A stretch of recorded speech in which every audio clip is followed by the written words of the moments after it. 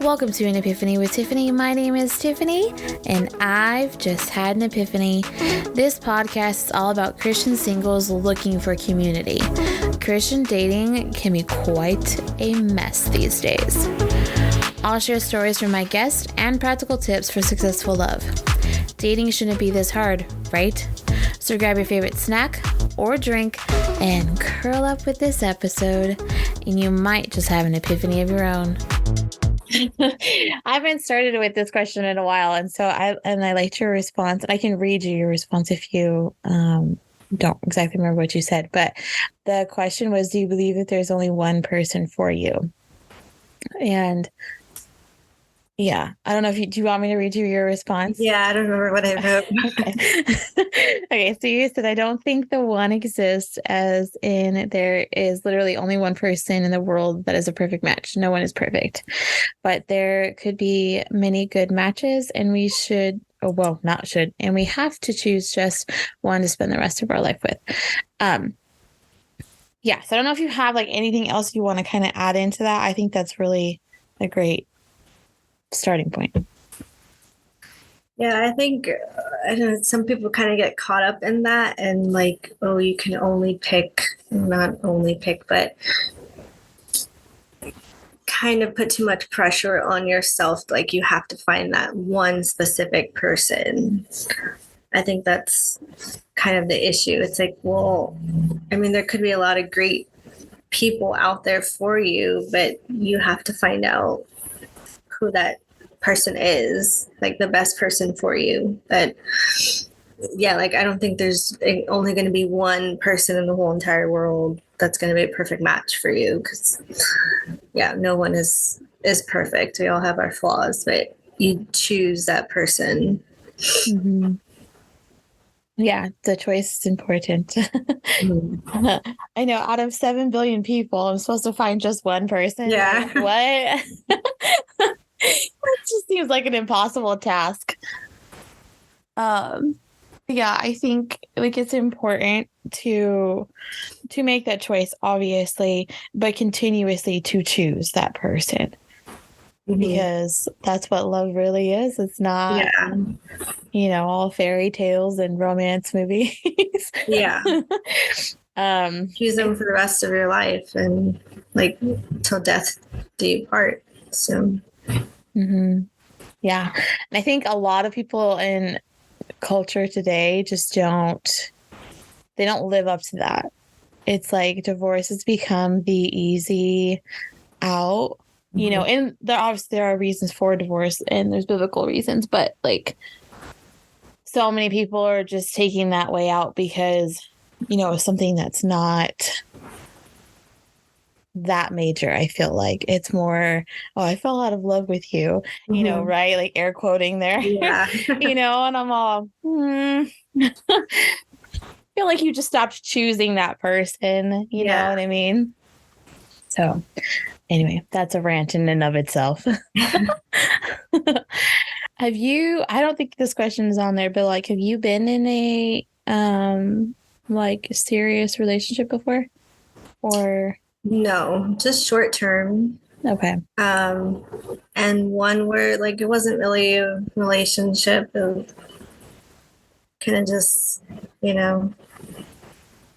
out, and it was physical, but we never actually had that like conversation if we were exclusive. But that was also short term. Okay. I'm always curious because I've had a lot of short-term situations. I'll just call them that. Yeah. And it's just always like, I feel like there's such a vast gap in that. There's so many of us who've had these small situationships, and then there's those of us who were like, divorced, been married, or had long-term relationships. And it's like, where's the even ground? I feel like there's not really an even ground. I don't know.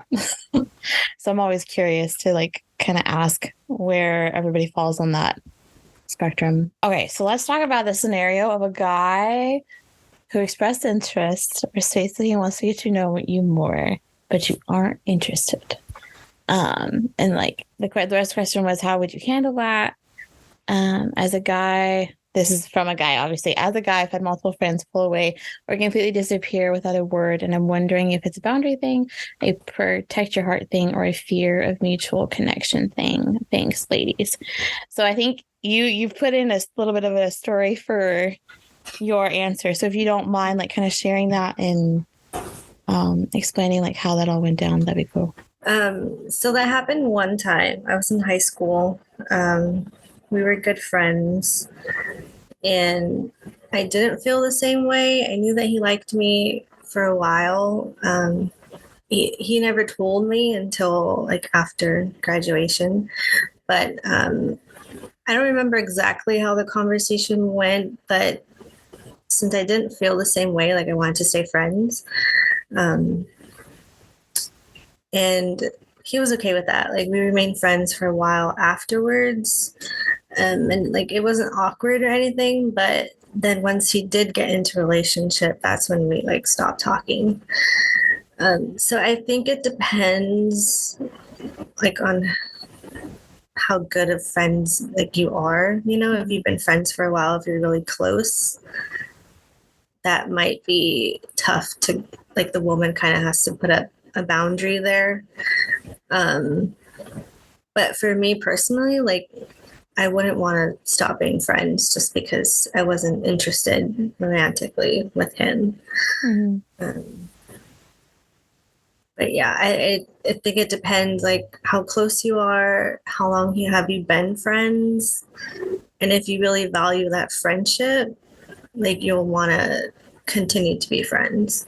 I don't think it'd be right to just completely cut them out of your life.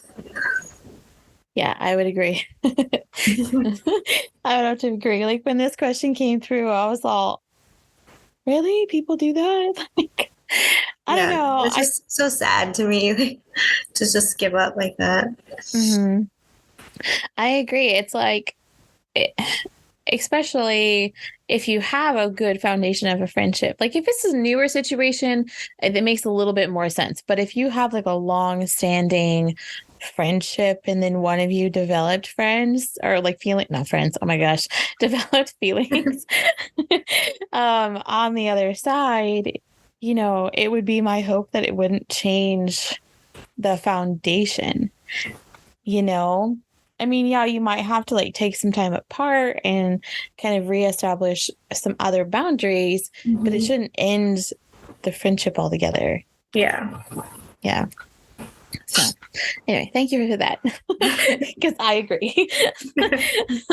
I was just like, why? I don't understand why. I've had that happen where in high school too, like there was a guy that was interested in me and we had been friends for a few years. And I was like, I don't see you that way, you know? And, you know, it was just kind of like, okay, how do we navigate this now? Because I do want to keep you as a friend, you know, and whatnot. And we talked about it, had a very frank, open conversation, and we were able to move past it. He's married now. I'm the one that's still single. You know what I mean? And so it's just like, and we're still friends. Like, you know, I mean, we don't see each other all the time, but you know, like I would still consider them as couple friends. And so it's just kind of like, I don't understand the pulling away so much thing. But anyway, that's an I digress situation. Okay. So, so you've never done a long distance relationship before? No. Wait. They're tough. But I'm always curious to like ask everybody, you know, if you're interested in that, like what would you want it to look like? Obviously situational is like situations are different, but like if you could think about what if you were interested in a guy long distance, what that would look like and how you would kind of want that to proceed. I'm curious. So, I mean, for me, quality time is very important and acts of service. So, I would definitely have to have time with him in person. Um, and communication, like video chats or, phone calls, things like that. But I think I would struggle with it, I think, if I wouldn't be able to see him often, long distance. So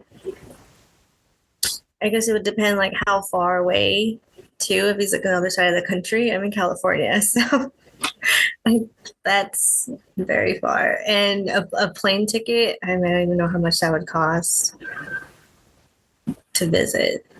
So I'm hesitant in that, but I want to be open to it if I was like really interested in getting to know this guy. Yeah, I would agree.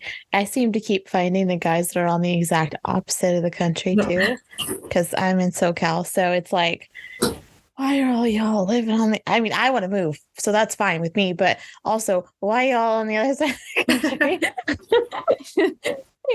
And Yeah. I've done long distance once. I would do it again, but obviously I wouldn't want it to be like super long term. Like I would want it to be like okay, cool. It's going to be like this for just a little bit.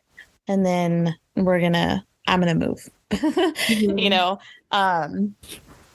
I can do that. Like I could freely literally pick up and move tomorrow if God was like, cool, you can move tomorrow. You know what I mean? And so that's another reason why I'm always curious to ask that question, because everybody has different circumstances. And I think sometimes in certain scenarios, like people will shut something down because of the long distance aspect of it. And it's like, but you you know what I'm saying? You know what I'm saying? It's just like, okay, because life is work in general. So any relationship is going to be a struggle on some level. Like it's not always going to be great. So it's just like, why can't, I don't know, that I guess that's a tangent that I don't want to necessarily go down. I think like timing has a lot to do with it too, and even finances, financially stable to be able to have that long distance relationship, because you do need to see each other. That's like a factor too. And I don't know, like I thought about moving out of the state, but like my whole family's here, so that'd be really tough too, and we're very close. So to move, I don't know, that's what I struggle with. Yeah, and that's definitely a struggle. I've gone back and forth because same. The whole family's here, except for extended families, like everywhere. But my immediate family, one of my youngest brother is in Arizona, but that's still not even that far, right? And then the rest of my immediate family, we're all within a 5-mile radius of each other. Oh wow! Oh, yeah, But then there are other times where I'm like, nah, y'all, bye. You know what I'm saying? But it's still, I understand and I can empathize with that thought process of going like, well, we're all really close. I don't necessarily want to leave you. I have nieces and a nephew, and so it's just very like, when I think about not being there so much in their everyday lives, sometimes I'm like, I don't want to leave, but again, I would definitely pack up and move tomorrow if I could. But yeah, I get it. Financial is definitely a thing. I feel like that's a thing anyway, regardless of location, but it's an even bigger issue if you're a little further out. Yeah, because once you start talking plane tickets, whew, although gas is pretty dang expensive right now. Are you in Northern California or? Yeah. Oh, okay. Is it like $7 or $8 up there, or is it higher? Um, in my area, it's probably about 6.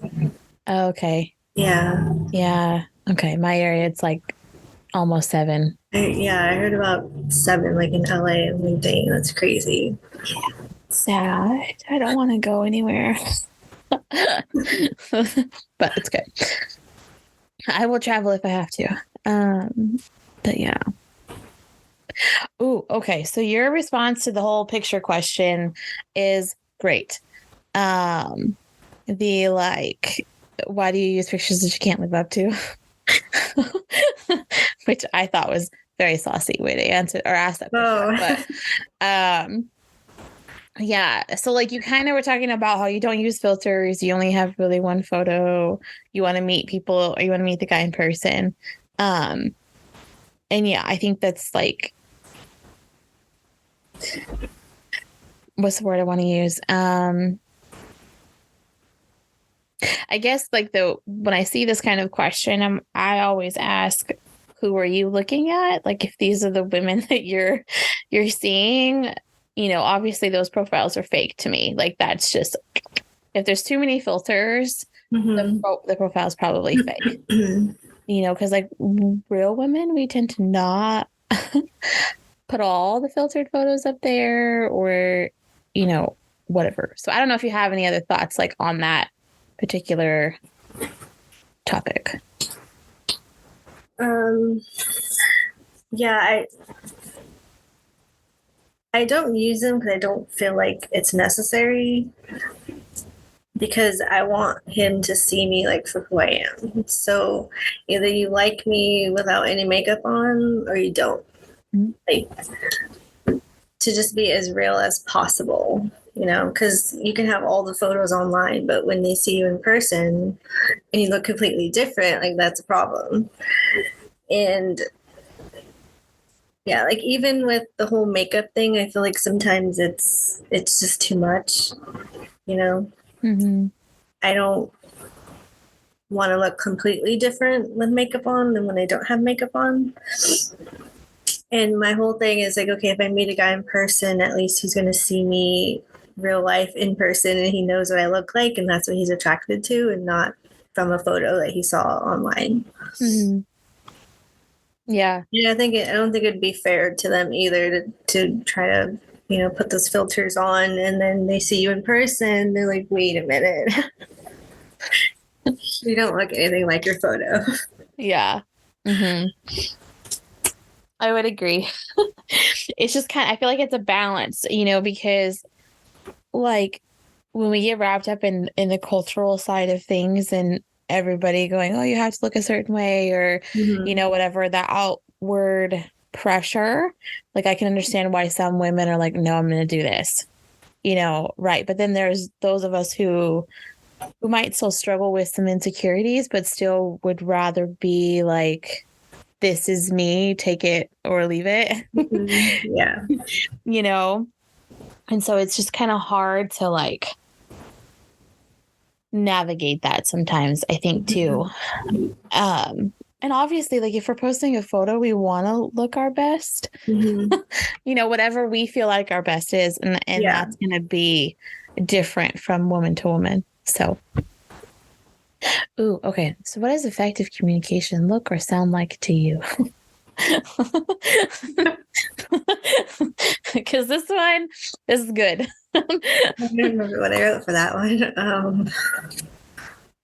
Okay, so you said communication. Yeah.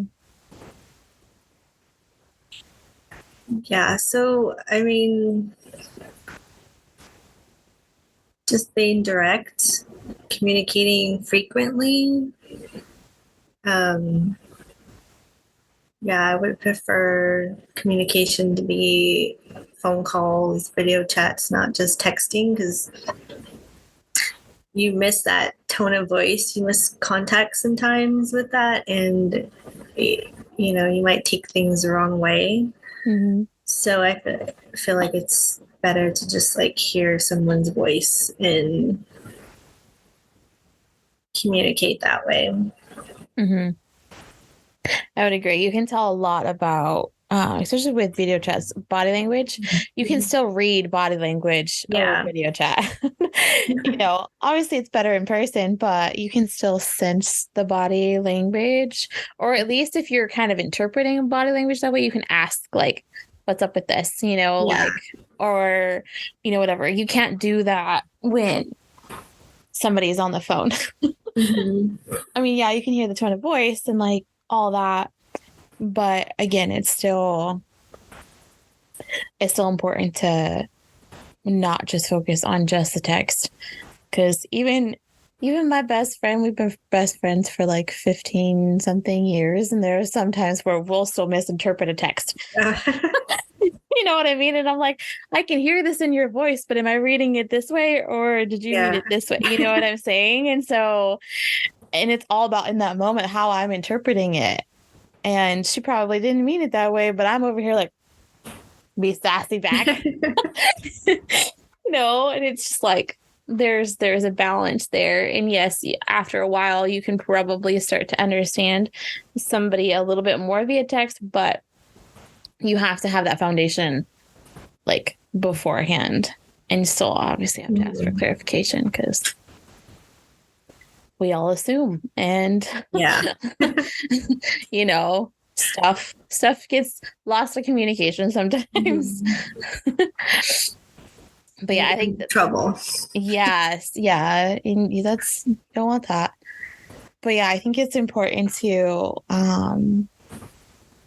like you said, genuinely wanting to hear from somebody. And it's like, I feel like nobody's genuine anymore.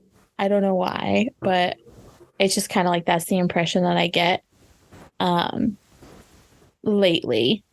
It's like there's the loss of genuine communication and the want to actually get to know somebody. It's just kind of like okay, I'm going to ask you some questions and that's like it. You know what I mean? Yeah. Yeah. I don't know if you've been experiencing that, but I have. It's just like, I don't know. Why can't we talk and actually have a deep conversation? I'm not real a small conversation. Yeah, I'm not a small talk person. It's not my nature. Yeah, like that can only go on for so long, but to actually build a relationship, even as a friendship, you have to have those deep conversations. Yeah, you can't build a foundation without first diving and digging out things. You know what? You know what I mean? Yeah. That was a good analogy. Gotta dive deep sometimes to build that foundation back up, because otherwise I've heard it said in the past, it's like wading into the kiddie pool versus the deep end. Oh yeah, like you're in the safe zone with small talk. Yeah. And it's just like you can't go anywhere because that's it. Yeah, like deep conversations are more vulnerable. You're sharing more like intimate things about yourself, so that can kind of be scary sometimes, but I think it's necessary. Yeah, I would agree. And obviously, like within reason, you don't have to like fully jump into the deep end and share all the things. Your whole life story. This is me. Take it or leave it, literally. But I think that's one thing that I've been having to learn in the last couple of years of like restarting to date is, where's my boundary with how much I'm sharing too quickly? Because again, deep person over here, I tend to just go, okay, cool, well, let's ask this question and see where it goes. But then it always goes deeper. And sometimes I'm like, is this too deep? Because we just started talking. And it's like, am I giving you too much of me in the sense of like, this isn't something that you need to know because you're not my future husband. You know what I mean? It's But if it's reciprocated and they share too, I mean, that's a good sign, I think. It's true. Very true. it's just like navigating that, of like, what's too much too soon? Am I not being my true self if I'm not being open and vulnerable? You know what I mean? Like, it's just kind of weird, but that's my own thing to figure out. How much is too much? But yeah, then again, I guess if they're like you said, if they're tracking with you, I mean, that's better than not. So Yeah. yeah.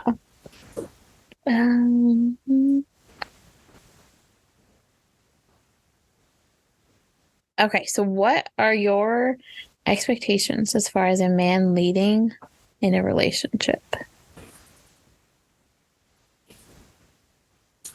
So prayer is really important to me. So starting off dates with prayer, if he even just wants me to pray for something specific that's going on in his life, leading Bible study together, that's something I would like to do, serving together. Mm. And then, like in a marriage aspect, having him be the one to make the important decisions. I want to be included in those, give my opinion, but ultimately, like, he would make that decision. Mm. Yeah, agreed 100%. Same. It's like so, I don't know. I think growing up, because you mentioned prayer, like in meals and stuff like that, like growing up, that was a huge thing for us. Like we would get yelled at if we started eating before we prayed, and so now, like, that we're all older, sometimes we've gotten a little lazy in that aspect and we don't pray before. And it's like, I'll take a bite and it'll just be like an instantaneous, I forgot to pray. I forgot to pray. Sometimes I'm like, okay, thank you, Lord, for this meal. And other times I'm like, oh, well.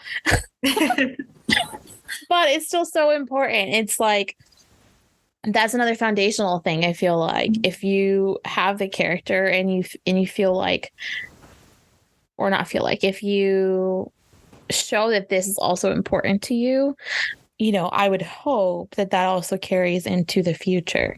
Mm-hmm. You know what I'm saying? Like, you're setting that foundation of, this is what I want things to look like, because this is part of my life. And if, obviously saying this like as a guy, right? Like, if the woman reciprocates that, then like, there you go. You're meshing on that aspect. So yeah. Anyway, I think it's the, again, it's like the foundational things. Like, what are the characteristics that we're really looking for versus what society is telling guys we're looking for? Because that's not what I'm looking for. Yeah. And like to pray about anything, anytime, not to be afraid to pray or ask for prayer, because that should be our first go-to instead of worrying about something or trying to figure out something on our own. It's like, okay, go to God in prayer first. Mm-hmm. Yeah, I agree. And I think that points out another thing that I've noticed from different situationships in the past, of like, when I'm worried and stressed about something, like, what's their response? And, of course, have you prayed about it, is sometimes like, oh, of course, yes, I've prayed about it, or other times it's like, no, I have not prayed about it. Thanks for that reminder. Like, probably should do that. But it's also still nice too, to like have it on the flip side of like, okay, cool. I'm going to pray about this too right now, and then we'll talk about it. You know what I mean? Like to allow me to get the feelings out and the whatever is happening, but also still reminding me that God is really the one that I need to be, checking in with in that aspect, as far as like letting go of whatever the situation is. But yeah, so that's another little pro tip, gentlemen. Always point us back to God. But because that's leadership, in my opinion. Yeah. Right there. Oh, okay. So you haven't really done dating apps, or you have done dating apps? Twice. So like I was on Christian Mingle one time, went on a date. And then, there was no second date for that one. Got off that. And right now I'm on one. Talked to a few guys, but nothing really happened with that. Like communication just ended. So that's it for right now. Okay. They're just a struggle for me. Like every time it's the same thing over and over again. It's like, what's the definition of insanity? And I'm just like, nah, I'm good. I'm over dating apps. Like, yeah. But I've had a lot of the same thing of like, okay, we're going to start this and then stop, and then start this and then stop. And I'm like, why am I wasting my time out here with this? I mean, yeah. Again, like I'm not opposed to long distance. And so it's like sometimes you have to kind of meet people in an online way.